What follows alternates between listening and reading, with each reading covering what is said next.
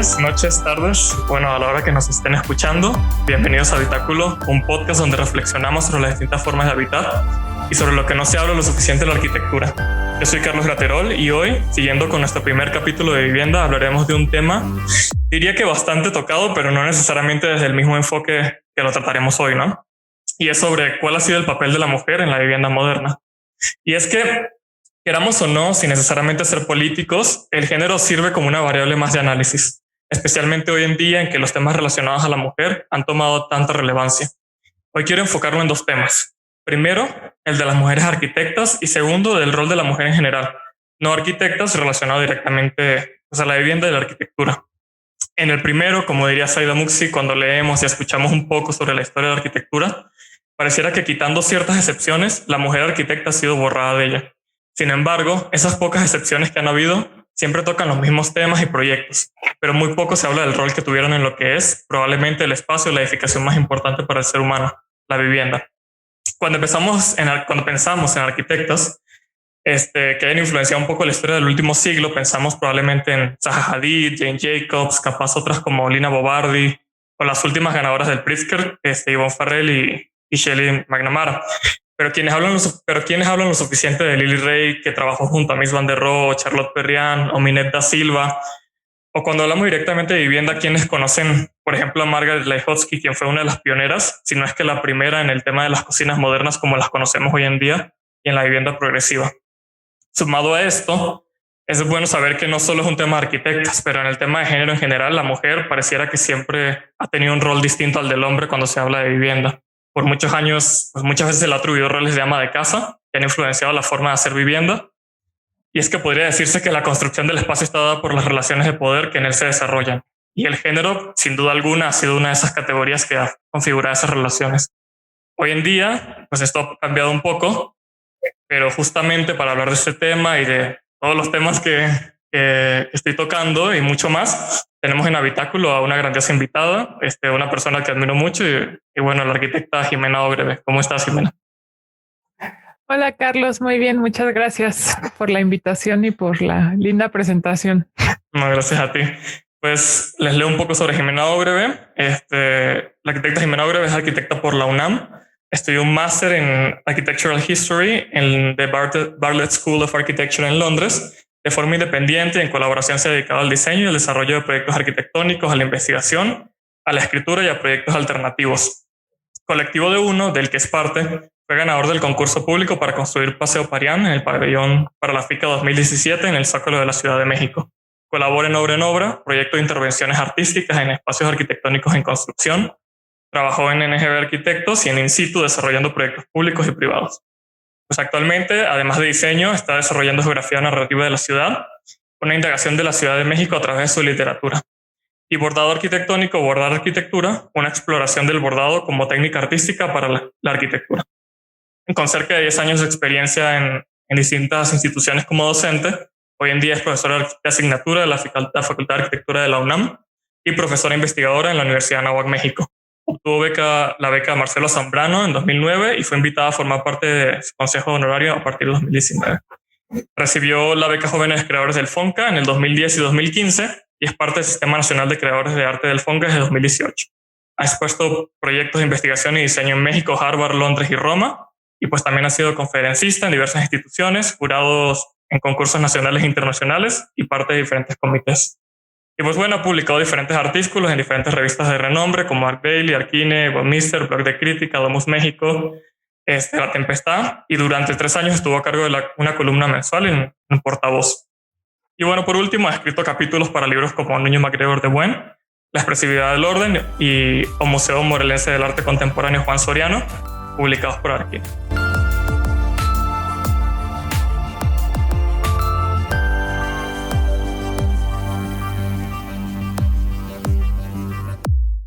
Me gustaría que antes de entrar como de lleno al tema, pues que sí vayamos como en general a lo particular. Quisiera preguntarte primero, si crees importante como hablar de arquitectura desde una perspectiva de género, y si es así, ¿por qué? Pues creo que hoy en día sí es importante. O sea, quisiera decir que no, quisiera que la situación fuera que no es importante porque es todo tan igualitario que no es necesario hacer diferencia, pero lamentablemente no estamos en ese lugar. Entonces, me parece que, pues que sí es importante, por lo menos desde mi, o sea, en el rubro donde yo me muevo y la manera en la que yo trabajo, pues, por ejemplo, empezar a rescatar a las mujeres arquitectas de la historia, pues sí me parece importante. Tratar de identificar si las mujeres, si los hombres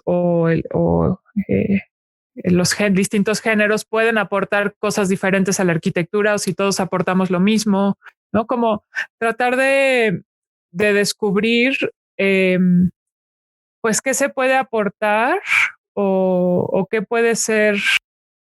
Sí, ¿qué se puede aportar desde los distintos géneros? Si son cosas diferentes o como se ha insinuado, o si no, ¿no? O sea, me parece interesante hacer esas reflexiones para descubrir si sí es importante o no hablar de temas de género en la arquitectura, eh, cuando ya sea algo más igualitario. No sé si lo dije muy revuelto, pero o sea, me parece importante ahora para descubrir si sí es importante o no, eh, para un futuro, ¿no? Un futuro, claro. No, por supuesto.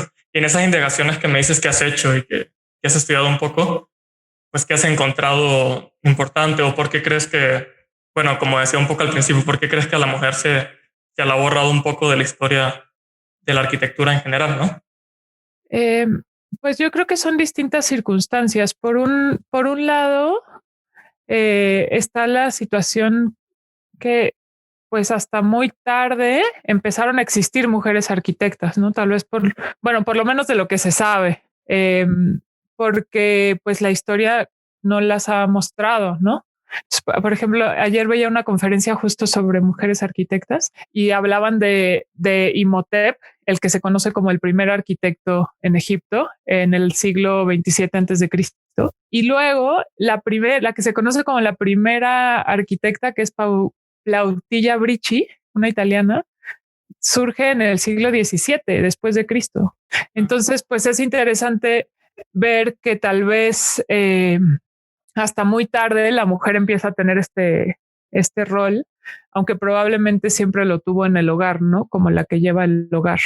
Pero bueno, de entrada creo que el hecho de que hasta muy tarde empezar a ver arquitectas es un tema, ¿no? Luego, como todas las arquitectas que empezaron a estudiar y fueron rechazadas ¿no?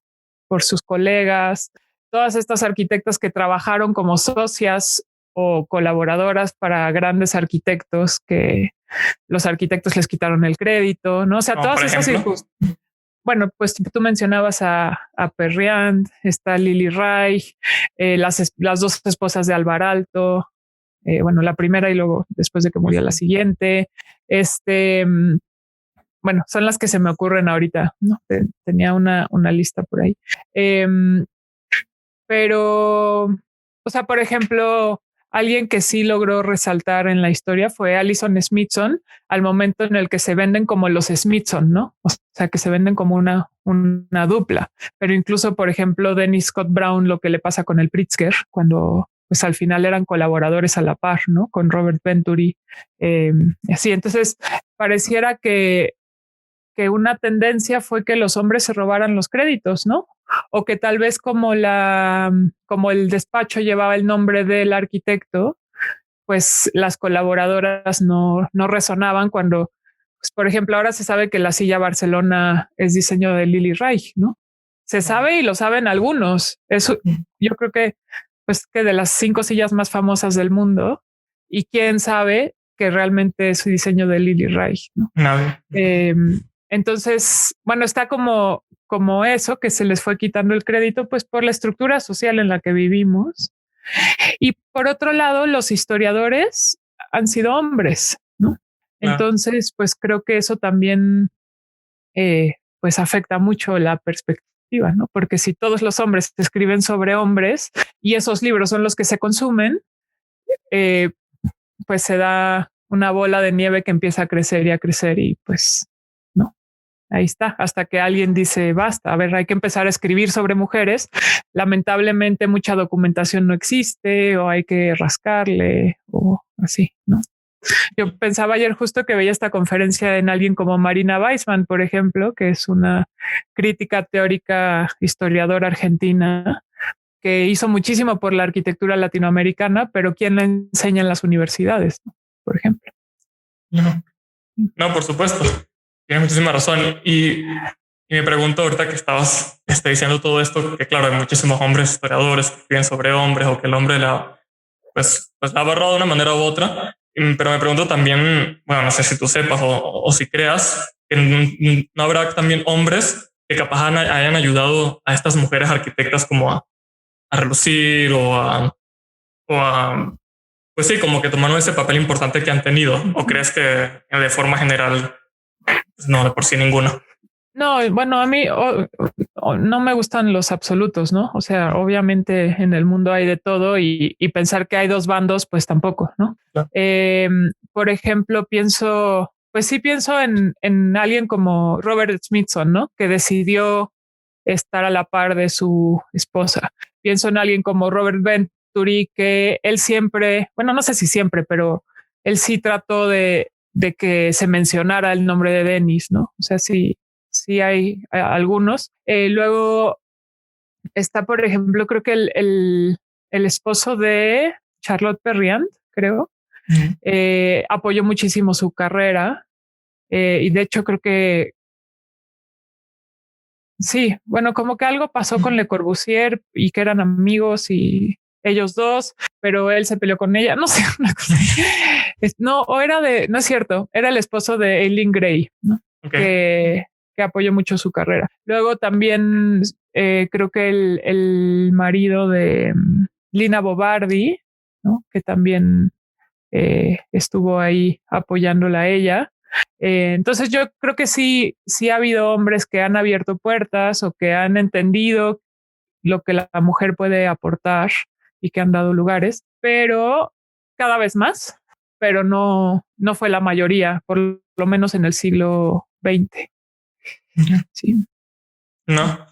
Y justamente, bueno, siguiendo un poco en esta línea de arquitectas, pues me quería preguntar si conoces como de algún caso, ya entrando un poco más en el tema como de vivienda en general, como de arquitectas que se hayan dedicado, no necesariamente dedicado, pero pues que parte de su trabajo haya sido un poco en la vivienda en el último siglo, ¿no?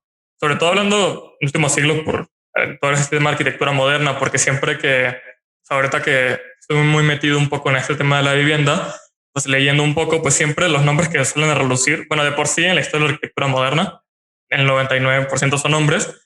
Y claro, tiene que haber un tema de historia, este tema que ya estamos tocando, pero también, o sea, por ejemplo, vi que en el tema de la vivienda, pues sí, suena Frank Wright, Le Corbusier, Pierre Koenig, Philip Johnson, etcétera. Todos estos arquitectos, pero nunca hay como este papel de una mujer arquitecta, ¿no? Que haya influenciado, o bueno, por lo menos en lo que yo he leído. No sé qué referencias tengas tú. No, pues probablemente tengo las mismas referencias que tú, porque son las referencias que existen, ¿no? Es tristísimo. O sea, sí hay cada vez más publicaciones, pero hay que estarle rascando, ¿no? Y hay que buscar en las bases de datos y así. Yo creo, o sea, mi perspectiva en obviamente está alguien como Margaret Schute, ¿no? Que hizo la cocina de Frankfurt, que es, ¿no? Pues una aportación increíble para la transformación de la vivienda y para la mujer, ¿no? ¿Nos podrías explicar un poco sobre de qué trata la cocina? Sí. Margaret Schute-Lihotzky se llamaba. Ella, bueno, trabajó mucho diseñando viviendas, es austriaca, creo. Trabajó mucho diseñando viviendas sociales en la modernidad, cuando estaba todo este tema de la vivienda social en boga. Me choca vivienda social en realidad, porque para mí toda la vivienda es social, pero vivienda mínima, digamos, ¿no? Y ella diseña para unos proyectos en Frankfurt una cocina que es una cocina, ¿cuál es el término? Bueno, se vuelve una cocina mucho más práctica. Okay. Entonces empieza a diseñar, por ejemplo, objetos que hacen que el servido, el guardado, el lavado sea más fácil para que la mujer pueda hacerlo más rápido y tener más tiempo para otras actividades. O, por ejemplo, poner dentro de la barra de la cocina un asiento para que ese asiento pueda servir para que ella esté sentada ahí haciendo otra cosa, o que los niños estén trabajando ahí mientras ella cocina. Entonces se vuelve como pues un poco el antecedente de las cocinas que conocemos hoy, ¿no? Que ya son mucho más eficientes. Y lo hace un poco como en esta línea como en el estilo un poco de la Bauhaus, okay, con materiales modernos, se suponía que más limpios, higiénicos, etcétera. Y entonces lo que buscaba es que fuera una cocina mucho más eficiente y mucho más fácil de limpiar, de utilizar, etcétera, para facilitar la vida, porque las mujeres empezaban a trabajar, empezaban a tener otras actividades y no podían estar todo el día en la cocina, ¿no? Claro. Entonces, pues eso es como un momento importante en la historia, porque pues eso termina marcando línea para otras cosas, ¿no? Okay. Y entonces, bueno, pienso ella es como una de las más conocidas en el tema de la vivienda. Otras que trabajaban para despachos, ¿no? Entonces también hacían vivienda. Pero yo creo que un papel muy importante de las mujeres en el desarrollo de la vivienda desde la arquitectura fue con el diseño de interiores y de mobiliario, porque al final de cuentas son los huecos que se les abrieron, ¿no? Así de la mujer puede diseñar un tapete, pero no puede diseñar una casa, ¿no? Pero entonces el tapete influye el hogar, influye la decoración del hogar, el estilo del hogar, ¿no? Como el ambiente. Entonces yo creo que ese diseño de interior, de textiles, de muebles, se pues marcó muchas líneas en la modernidad, que tal vez no forzosamente era vivienda mínima, ¿no? Mucha era vivienda de clase media o alta, pero que marcaron pautas, ¿no? Por ejemplo, Clara Porcet en México, que ella de origen es cubana, pero llega a México, es la que le diseña muebles a Barragán, ¿no? Entonces, que se le atribuyeron durante mucho tiempo a Barragán, pero son de ella, ¿no? Entonces, ciertos ambientes generados por objetos, pues, ¿no? Vienen de lo que a las mujeres se les permitía hacer más, ¿no? O luego pienso, por ejemplo, en alguien como Julian Morgan, que arquitecta estadounidense, que pues diseñó cientos de proyectos y muchos sí se construyeron, o sea, cientos, más de 500. Wow. Entonces, pues su influencia tal vez no está reconocida en los libros, pero pues quien diseña esa cantidad de proyectos y los construye, pues de alguna manera debe haber influenciado, ¿no? O bueno, o sea, como sí, también las esposas de Alto que diseñaron, con las dos diseñó una casa cada una. Entonces tal vez son influencias que quedan como en el subtexto, ¿no? De la historia, pero ahí están. También, por ejemplo, Annie Albers, que no forzosamente se le conoce como arquitecta, sino como artista. Sus tapetes son espectaculares e influenciaron no solo la arquitectura de interiores, sino también el arte textil, etcétera. No, qué interesante. No, creo que no lo había pensado de esa forma, ¿no? Que de una forma u otra ha estado la influencia, ¿no? Se la haya reconocido no por nombre, pues es diferente, ¿no? Me pregunto también, si no crees que, obviamente también esta parte de que no han sido reconocidas, ¿no? Pero también si no crees que justamente, bueno, no sé si sea por algo pues, de la sociedad, pero que capaz la misma mujer, por temas, no sé, del hogar o simplemente temas de cómo se ha criado simplemente a las familias, ¿no crees que se ha puesto como este mismo techo invisible que se le llama, donde la misma mujer como que simplemente no ha querido como salir a relucir, ¿no? O pensar que sus ideas son importantes o decir que su diseño era importante? No sé si me voy a entender, como que si no piensas que también ha sido como la misma mujer que se ha limitado un poco. Y yo creo que vuelvo al que no pienso que existan absolutos, ¿no? Yo creo que debe haber mujeres a quienes no les interesa el reconocimiento, como también debe haber hombres a quienes no les interesa. y que tal vez han estado en paz haciendo cosas sin que se les nombre, ¿no? Estoy segura que ha habido mujeres así, pero también creo que ha habido muchas que lo han intentado y que han tenido que desistir, ¿no? Porque no se les dio la oportunidad. Y supongo que hay muchas mujeres que por interés personal o por cómo está formada la sociedad o por cómo se les educó, ¿no? Por el contexto, las contingencias, su interés ha sido o se ha desviado hacia formar la familia, ¿no? Y que han puesto en primer lugar a la familia en vez de a la profesión. No sé si medio obligadas o por gusto, ¿no? Debe haber de todo. Entonces supongo que hay mujeres que de esa manera sí se han como echado para atrás en el mundo laboral para crear el proyecto familiar, ¿no? Pero eso no significa que, pues que forzosamente muchas mujeres hayan dicho, no, yo no me atrevo, me echo para atrás, ¿no? Uh-huh. Yo creo que es muy complicado hablar de absolutos en temas como estos, porque también varía mucho si te tocó estar en Alemania, en México, en Brasil, ¿no? También el contexto local afecta un montón. Entonces, eso, a mí no me gusta esa idea de los absolutos, pero supongo que hay mujeres que sí se han autoinvisibilizado por alguna razón, ¿no? Pero incluso pensando un poco en eso, pienso, pues el papel de todas las, digamos, amas de casa, como este término que se usa, la influencia que ellas han tenido en el diseño de la vivienda, ¿no? Yo pienso mucho en mi madre, por ejemplo, que terminó pues encargándose de nosotros sin mi papá.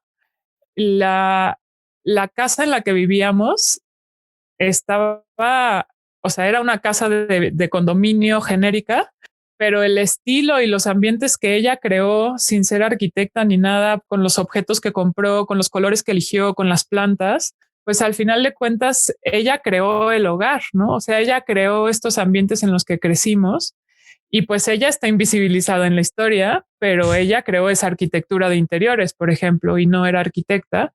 Y era un estilo muy particular, súper cuidado, ¿no? Con sus tesoros, sus objetos. Y pues a mí se me hace interesante pensar eso también así desde la vivienda, ¿no? Que no forzosamente tienes que tener el nombre o el título de arquitecta para afectar el ambiente en el que viven las familias, ¿no? No, y que justamente, o sea, pensando ya en llevándolo un poco más al tema, pues de no arquitectas, ¿no? Ahorita esto que decías de que, claro, la mujer influencia mucho, ¿no? Y sobre todo cuando tenía ese rol de ama de casa.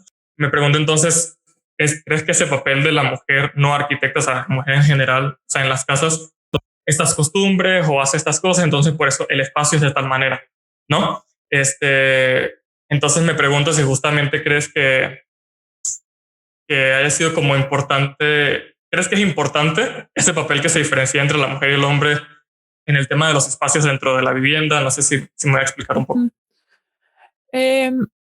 Pues yo lo vería desde dos perspectivas. Por un lado, me parece importante estudiar los casos y entender las diferencias que han existido para entender los fenómenos, ¿no?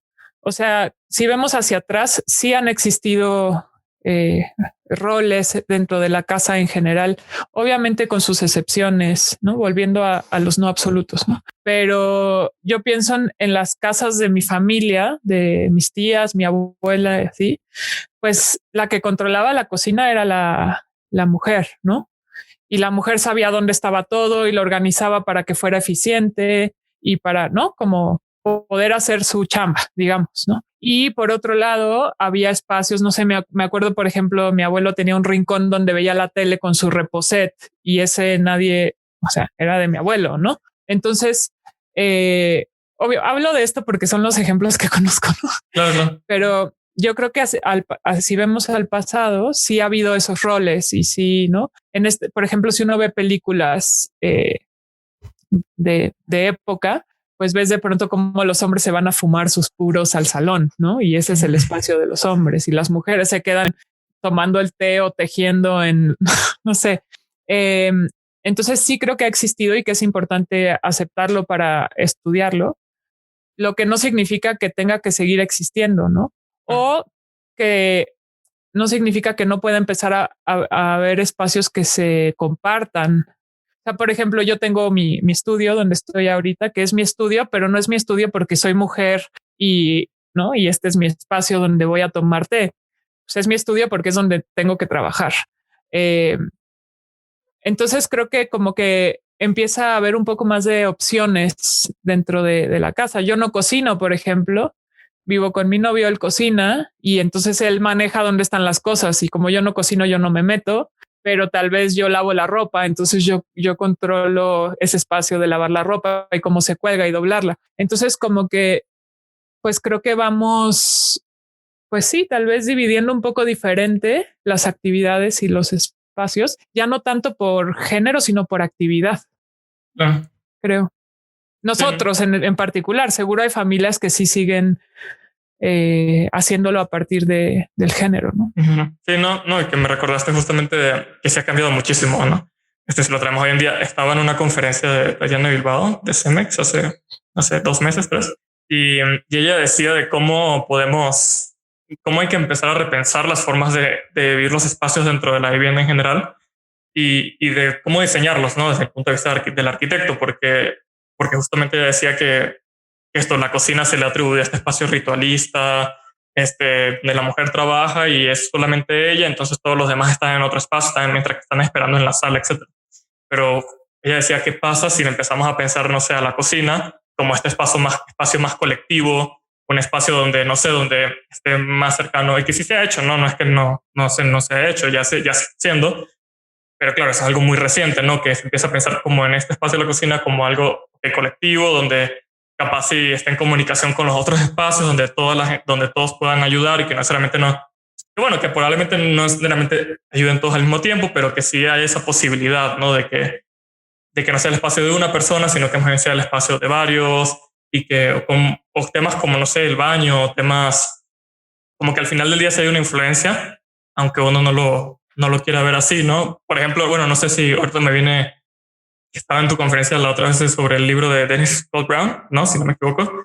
Y creo que hablan del tema del tocador de baño. No sé si es diferente para la mujer. No sé si nos quieras hablar un poquito de eso. Sí, es que es muy interesante ese texto. Se llama El Tocador, creo. Sí, no me falla la memoria. En el libro Armada de Palabras de Dennis Scott Brown. Y ella hace todo un análisis de cómo los tocadores, bueno, los baños públicos, digamos, para mujeres, no están diseñados para mujeres porque están diseñados por hombres. Entonces es un texto que tal vez ya es un poco anticuado por las dinámicas que habla, ¿no? Pero habla de cómo si tú vas al baño y te quieres lo que se conoce como polvear la nariz, okay. Pues necesitas liberarte de tu bolsa para poder abrir el maquillaje y colocártelo en un espejo. Entonces no hay espacios para poner la bolsa, ¿no? O ella habla también de un paraguas que no sabe dónde poner el paraguas. Entonces, bueno, a mí siempre me ha pasado el gancho, ¿no? Que pues las mujeres solemos, no todas, pero solemos traer una bolsa y de pronto no hay un gancho para colgarlo. Entonces, ¿dónde cuelgas la bolsa para ir al baño, para lavarte las manos, etcétera? Y bueno, es un texto que reflexiona alrededor de eso, que pues al final de cuentas, sí, los hombres y las mujeres vamos al baño de manera diferente y hacemos cosas en el baño diferentes, ¿no? Entonces sería importante que esos baños no sean un bloque espejeado exactamente igual y solo quitas dos WCs para poner un migitorio, ¿no? Bueno, o 2 migitorios. Entonces, es un texto, es divertidísimo. Además, como mujer lo lees y te identificas inmediatamente. Que también ha pasado mucho últimamente con los cambiadores de bebés, que los cambiadores de bebés solían estar solo en los baños de mujeres, pero ya hay muchos padres que se hacen cargo de sus hijos y no tienen un cambiador de bebés en el baño de hombres y se empiezan a quejar de eso también, ¿no? Entonces, al momento en el que van cambiando estos roles, pues se van necesitando cosas diferentes, ¿no? En los baños. Por ejemplo, yo me maquillo muy poco, yo nunca me maquillo en un baño público, entonces para mí eso no es importante, pero sí traigo una bolsa y no tengo hijos, entonces tal vez no necesito el cambiador, pero habrá un hombre que trae la, no sé, la mochila con los pañales, no tiene gancho para colgarlo, el cambiador no está, entonces ¿dónde cambias a tu hijo? No, pues no sé, como que pues es importante que se empiecen a pensar los espacios así, ¿no? De otras maneras. Claro. Sí, no, por supuesto. Y creo que no, pues yo no lo había visto porque de hecho yo pensaba que no, pues el diseño no tiene como identidad de género, ¿no? Pocas veces uno se pone a pensar que pues sí la gente realiza diferentes actividades dependiendo, ¿no? Yo, pensando un poco en eso, yo no sé si el diseño tiene identidad de género, no lo diría así. Yo creo que más bien es una falla en la educación tal vez, que no nos enseña a observar, que no nos enseña a preguntarle a la gente, oye, ¿tú cómo vives? ¿Tú cómo vas al baño? ¿Tú qué necesitas? ¿No? Porque al final de cuentas termina siendo algo más como de ser empático, ¿no? De asumir que no todos viven como tú. Entonces, si yo como mujer voy a diseñar un baño para hombres, tal vez debo acercarme a los hombres y preguntarles, oye, ¿tú cómo vas al baño? ¿Cómo le jalas? ¿Cómo cierras la puerta? ¿No? Entonces, más allá de que es diseño de género, tal vez es pues educarnos para tomar en cuenta al otro y aceptar al otro en sus diferencias, sea hombre, mujer, transgénero, lo que sea, ¿no? Lo que sea en cuestión de género, que bueno, no sé, nunca sé qué términos usar en estos temas. Espero no estar siendo incorrecta, pero o sea, eso como que creo que el problema es generalizar y pensar que todo se puede hacer en serie y no tomar en cuenta las opiniones de otros y pensar que que todos hacemos todo igual. En ese sentido, por ejemplo, a mí siempre esta idea del diseño participativo me brinca mucho porque para mí todo diseño debería ser participativo, sea para gente con mucho dinero, con poco dinero, en cualquier circunstancia tendría que ser participativo porque hay que tomar en cuenta al otro siempre, sea Carlos Slim o alguien en una comunidad que perdió su vivienda en el sismo, ¿sabes? Pero creo que eso no se enseña en las universidades. Me hiciste reflexionar ahorita de que no, definitivamente, y creo que por eso a veces me trae un poquito de problemas estos temas.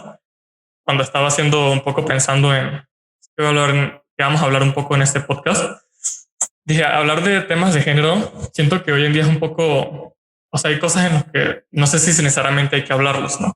Porque como tú dices, también a veces mucho este tema, hoy todo se ha vuelto tan, como es tan personal, que es el hecho, por ejemplo, tocando el tema del diseño, que no es el hecho de que sea mujer o que sea hombre, porque depende de si es mujer o es hombre, pues no todas las mujeres son iguales, no todos los hombres son iguales, no todos tienen las mismas costumbres, culturas.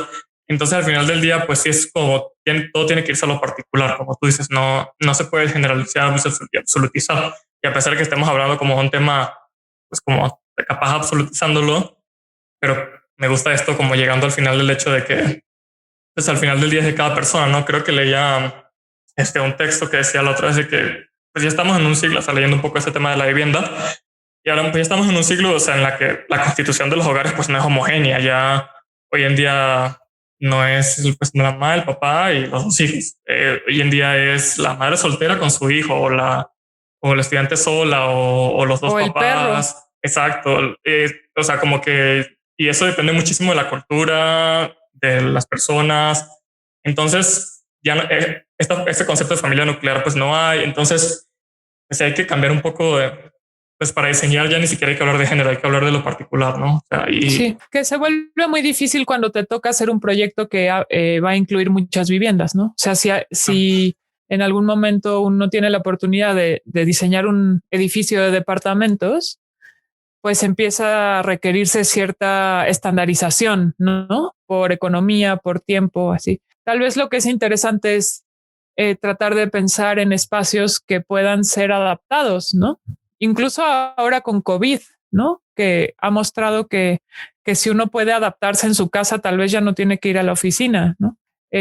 Entonces creo que tal vez pensar en diseños menos rígidos que permitan de pronto poner un muro, quitar un muro, que también son planteamientos de la modernidad, ¿no? Que se hicieron en algún momento en la modernidad.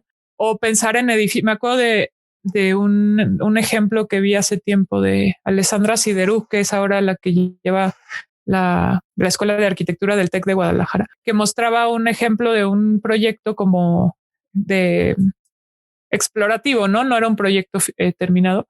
Como tal vez tú primero tenías una vivienda con cierta cantidad de cuartos, pero cuando tus hijos se iban a la universidad, esa vivienda se volvía de la mitad de tamaño porque ya no necesitabas el resto del espacio. Entonces ese espacio ya lo podía usar alguien más. O si tú vivías en pareja, tenías un módulo y después que tenías 2 hijos podías adquirir otro módulo para que la vivienda creciera, ¿no? O sea, como tal vez pensar en esquemas que permitan esa diversidad de alguna manera.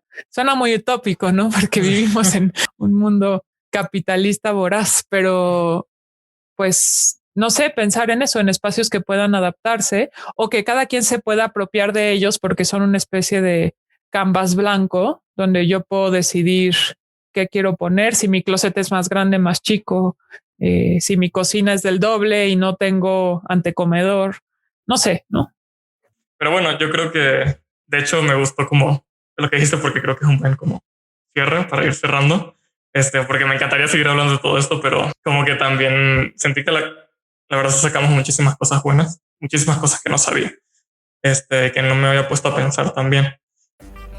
Pero bueno, me gustaría que, como para cerrar un poco estos temas, lo que hago siempre al final de los capítulos es cerrar con una sección basada, bueno, le estoy llamando preguntas al aire, porque pues pienso que una verdadera reflexión pues trae más preguntas que respuestas. Entonces ese es el objetivo un poco de mi podcast y lo que me gustaría es que me dices como una reflexión final basada en preguntas, como con qué preguntas te quedas o qué preguntas te haces.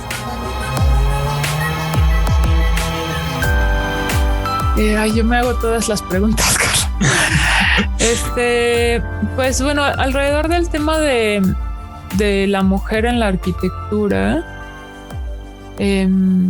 yo me pregunto si será posible con el tiempo rescatar la aportación de todas estas mujeres ¿no? en la historia. O sea, eso como que es algo que me llama mucho la atención. Si empezarán a salir cada vez más investigadores que quieren ¿no?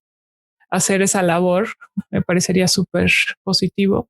Me pregunto si las mujeres alguna vez nos sentiremos sí, un poco más en una posición un poco más igualitaria. Esa es una pregunta que me hago. Si sí va a ser posible que eso suceda, sin ser pesimista, pero como que yo hablo desde un contexto muy privilegiado en donde a mí nunca se me dijo que yo no iba a poder algo, ¿no? A mí me educaron como si yo fuera a poder todo. Entonces eso pues me formó y no, pues no es, yo nunca he dudado de algo por ser mujer a nivel laboral, ¿no? Pero sé de muchísimas mujeres, estudiantes jóvenes que no han tenido ese privilegio.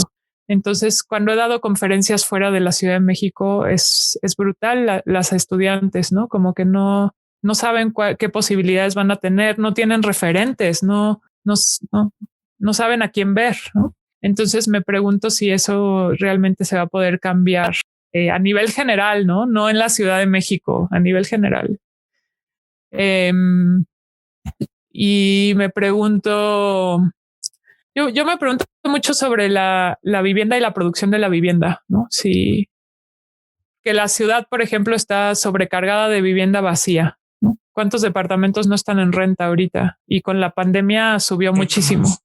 Entonces yo pienso todo ese espacio donde la gente podría vivir y luego tanta gente sin casa, ¿no? O sea, sí me pregunto cuál es el papel de la vivienda en nuestra sociedad. Mucho pareciera que el papel de la vivienda es el negocio y no darle un espacio para habitar a la gente. Y eso me parece brutal, ¿no? ¿Cuánta gente no perdió su vivienda en el temblor que no ha recuperado? ¿Y por qué no pueden meterse a un departamento que está vacío, no? O sea, sí entiendo por qué, ¿no? Porque el sistema sí funciona, pero sí me pregunto eso, ¿por qué si se supone que hay un derecho a la vivienda, en realidad no hay un derecho a la vivienda, ¿no? Como que no, es tristísimo, pero pues no. Hay un derecho a que si trabajas te compres una vivienda, ¿no? Pero no hay un derecho a la vivienda per se. Entonces me parece brutal. Esa pregunta sí me acompaña mucho y me acompaña mucho en pensando yo qué quiero seguir haciendo. Yo quiero seguir construyendo, haciendo proyectos de departamentos para una inmobiliaria o no sé qué tiene que hacer el arquitecto hoy en día, ¿no? Me pregunto eso. Pues también pensando en, por ejemplo, la vivienda autoconstruida, ¿no? Que yo no la o sea, para mí tiene un valor, aunque tenga sus fallas, tal vez.